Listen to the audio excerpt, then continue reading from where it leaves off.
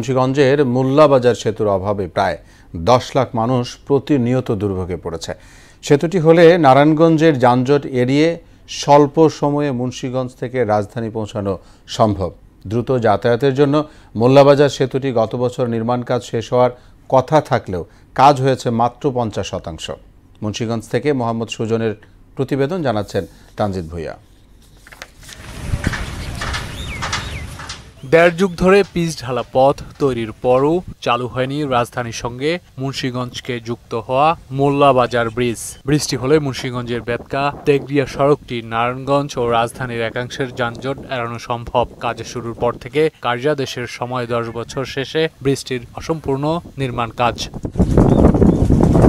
3 kilometre দৈর্ঘ্যের ব্রিজটির নির্মাণ ব্যয় 33,27,42,884 টাকা। সুরমা এন্টারপ্রাইজ নামের ঠিকাদারি প্রতিষ্ঠানের মাধ্যমে গত বছর নির্মাণ কাজ শেষ হওয়ার কথা ছিল, কিন্তু তৃতীয় মেয়াদে এসে কাজ হয়েছে মাত্র 50%। 3টা উপজেলা লোক এই যাতায়াত করি, যদি বৃষ্টি হয়ে যেত তাহলে আমরা খুব আরামসে যাতায়াত করতে পারতাম। দীর্ঘ বছর ধরে এখানে মনে করেন ব্রিজের কাজটা হইতে আসে না। স্থানীয়রা জানান, সেতুটি হলে রাজধানীর সঙ্গে যোগাযোগ ব্যবস্থা হবে নিরবিচ্ছিন্ন। সেই সঙ্গে আর্থ-সামাজিক উন্নয়ন সহ বদলে যাবে এলাকার সার্বিক পরিস্থিতি।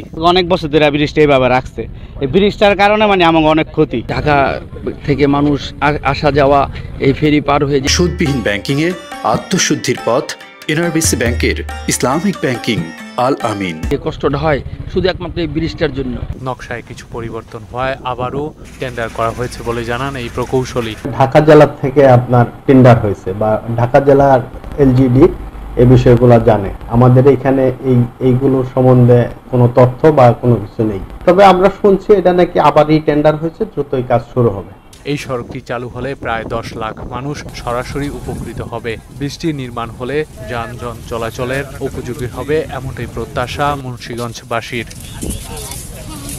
তানজিদ ভুইয়া, মোহনা সংবাদ।